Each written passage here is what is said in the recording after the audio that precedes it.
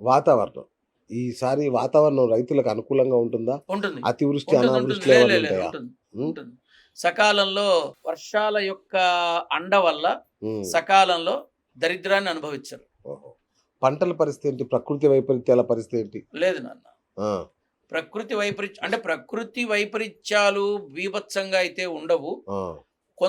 కొంత మేరకు అది కొంత ఇబ్బంది మేరకు ఉంది. ఓకే. ఆ! అది వారాలు, నెలలు కాదు. హ్మ్. రైతులకైతే నష్టం లేదు. ఆ! రైతు లేదు. హ్మ్. వాళ్ళు నిలబడతారు. రియల్ ఎస్టేట్ గురుగారు ఏంటి దాని పరిస్థితి? హ్మ్. 2 ఏళ్ళు అయిపోయింది. ఇంకెప్పుడు కోలుకుంటది రియల్ ఎస్టేట్? ఈసారన్నా ఏమన్నా 2028 ఆశాజనకంగా వరకు ఆగాల్సిందే. 28 దాకా. ఆగాల్సిందే. ఒక్క రియల్ ఎస్టేట్ రంగం కుదేలవ్వడం వల్ల ఎంటైర్ ఆర్థిక వ్యవస్థ కుప్పకూలే అవును. పరిస్థితి. అవును మరి. ఇప్పుడు అక్కడ, ఇక్కడ ఏమైందో తెలుసా నాన్న? పాలిచ్చే ఆవుని వదిలేసి తన్నే దున్నపోతుని తెచ్చుకున్నామా అన్నట్టుగా ఉంది ఓటర్ పరిస్థితి. బా!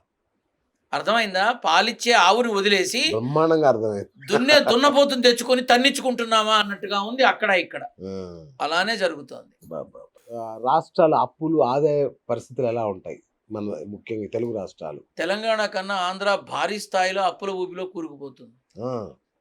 ఎందుకు వాళ్ళకి కేంద్ర సపోర్ట్ ఉందిగా గట్టిగా. కాబట్టి అప్పులు తొందరగా వస్తాయి. అచ్చా! ఓకే. ఆదాయం రాదు. అప్పులు తొందరగా వస్తాయి.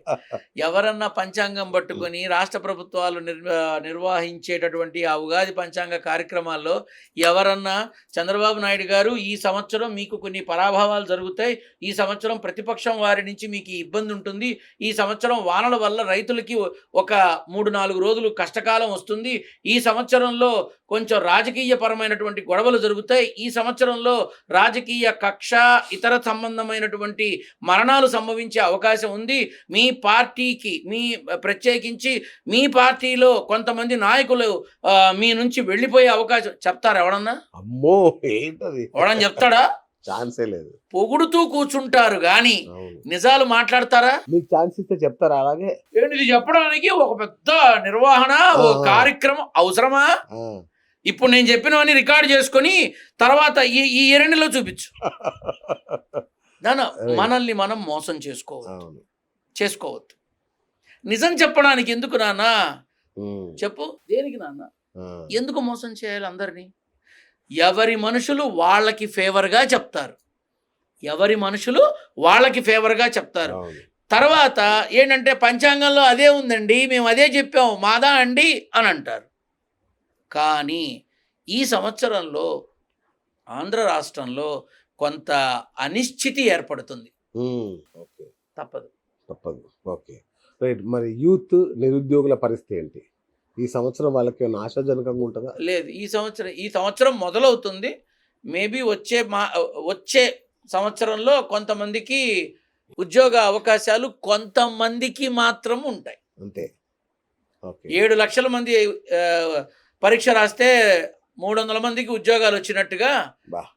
అంతమంది నాన్న జాబ్ క్యాలెండర్ ప్రభుత్వం అధికారంలో రాగానే అనౌన్స్ చేయాలి. 2 ఏళ్లయింది. అవును. ఇంకో సంవత్సరం కూడా దాటుతుంది.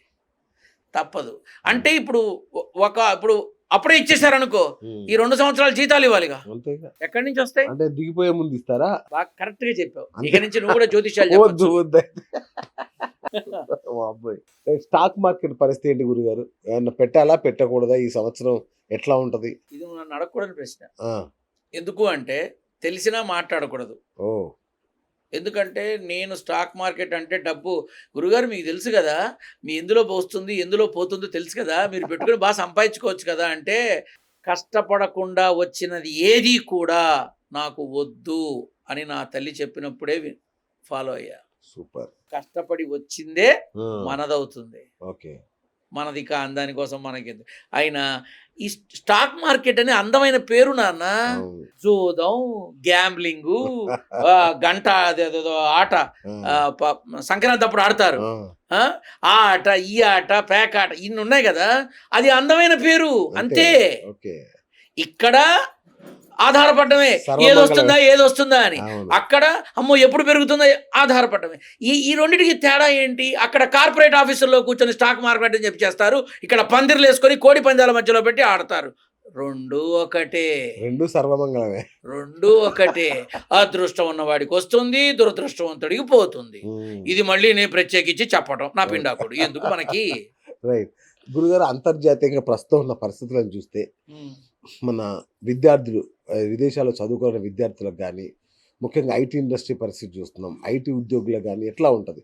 వీసాలు సులభంగా వస్తాయా? వాళ్ళ పరిస్థితి ఎట్లా లేదు. ఉంటుంది? ఈ సంవత్సరం విజయదశమి దాకా కొంచెం ఇతమిద్దంగా ఇబ్బందులు ఉంటాయి. ఓకే.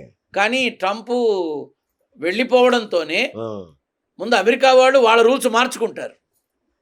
నాన్న, యుఎస్ కంట్రీస్లో, అమెరికాలో ఎక్కువ శాతం వాళ్ళు బతుకుతోంది మన ఇండియన్స్ కష్టం మీద.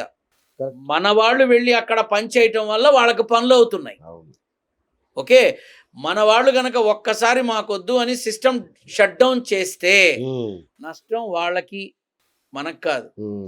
అయితే ఏంటంటే ట్రంప్ విధానం వల్ల ఏవైతే ఇబ్బందులు వస్తున్నాయో ఇష్టం ఉన్నా లేకపోయినా ఇంకా వెయిట్ చేయాల్సిందే. ఇంకో 7 నెలలు ఇంకా 7 నెలలు వెయిట్ చేయాల్సిందే.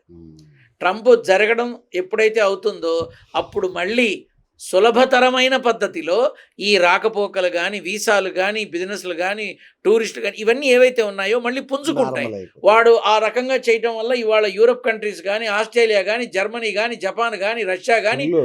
బాగా ఎక్కువగా ఉంది ఇప్పుడు. అవును, అవును. ఇప్పుడు వాళ్ళకి అర్థమవుతోంది వీ లాస్ట్ అవర్ ఇన్కమ్ అని. అంతేగా. కాబట్టి చదువుకునే వాళ్ళకి ఇబ్బంది లేదు, చక్కగా వెళ్ళి చదువుకోవచ్చు. అక్కడ ఉండే వాళ్ళకి భయపడక్కర్లేదు, వాళ్ళు ఎవ్వరు ఇక్కడికి రారు, ప్రశాంతంగా ఉద్యోగాలు చేసుకొని హాయిగా ఉండొచ్చు. భయపెడుతున్నారు అంతే, ఓకే. ఏమీ ఇబ్బంది లేదు. మన దేశ భద్రత పరిస్థితి ఏంటి గురుగారు? సరిహద్దుల్లో ఇంకేమైనా టెన్షన్స్ వచ్చే అవకాశం ఉందా? నరేంద్ర మోడీ ఉన్నంత కాలం భారతావనికి నారాయణుడు తోడుగా ఉన్నట్టే. Super super. ఎందుకంటే అన్నీ ఉన్న విస్తరాకు, ఆహా, అన్నీ ఉన్న విస్తరి నరేంద్ర మోడీ గారు. అంతేగా. You know everything. సూపర్. రోగాల పరిస్థితి ఏంటి గురుగారు? ఏమన్నా మళ్ళా కొత్త రోగాలు ఏం ఈ రావు? మధ్య వింటున్నాను ఇది వస్తుంది అది వస్తుంది అని చెప్తున్నారు. ఏం లేదు నాన్న. బీపీ షుగర్లు బాగా వస్తాయి అందరికి. అవి రానివ్వండి, పర్వాలేదు, చక్కగా ఎంజాయ్ చేస్తారు టాబ్లెట్లు వేసుకొని. నాన్న, బీపీ షుగర్లు రావాలని కోరుకోండి అందరూ కూడా. అందరూ కోరుకోండి బీపీ షుగర్లు మాకు రావాలని. ఎందుకని? టైంకి లేస్తారు, టైంకి ఫుడ్ తింటారు, టైంకి పడుకుంటారు, టైంకి మెడిసిన్ వేసుకుంటారు, వాకింగ్ టైం టు టైం అన్నీ ఉంటాయి కదా. కాబట్టి ఓ 10 ఏళ్ళు ఎక్కువ బతుకుతారు. ఏ అలవాట్లు లేనివాడి తొందరగా పోయి చేస్తాడు నాలాగా. నాకు ఏ అలవాటు లేదు, ఎప్పుడు పోతానో తెలియదు. ఎందుకు బ్రహ్మాండంగా ఉన్నారు అందరికంటే మీరే ఆరోగ్యంగా నాకు ఉన్నారు. షుగర్ వచ్చి 32 ఏళ్ళు అయింది. ఓహో. ఎప్పుడో మందులు వాడడం మొదలుపెట్టి 5 ఏళ్లే అయింది. ఆ మందులు కూడా వారానికి మొత్తం అన్ని కలిపి ఒకేసారి మింగితేస్తా. ఓకే. మా డాక్టర్ గారు అదే అంటాడు, నువ్వు మనిషివా ఇంకేమన్నానా అని. నేను నారసింహుణ్ణి నమ్ముకొని బతుకుతున్నా, నాకు అదే తెలుసు, నాకు ఇంకొకటి తెలియదు. నేను ఇక్కడ చెప్పేది ఏంటంటే రోగాలు వచ్చినా వాటికి పరిష్కారం ఉంది, పరిష్కారం ఉంటుంది. దయచేసి ఈ దిక్కుమాలిన విధానంలో కొంతమంది ఈ ఈ ఈ వైరస్ ప్రబలుతుంది, ఆ రోగం వస్తుంది, ఇలా అవుతుంది, అలా అవుతుందని ఎవరు చెప్పినా ఏమీ కంగారు పడకండి. దయచేసి ప్రశాంతంగా ఆ భార్యాబిడ్డలతో, పిల్ల పాపలతో సంతోషంగా మీ జీవితంలో ముందుకు తీసుకెళ్ళండి. మీకు ఆరోగ్యం మీద శ్రద్ధ ఉంటే వారానికో నెలకో ఒకసారి చెకప్ చేయించుకోండి, సరిపోతుంది. అంతే. ఏ వైరస్లు వచ్చి మనల్ని బాధ పెట్టే కర్మ లేదు నాన్న ప్రస్తుతం.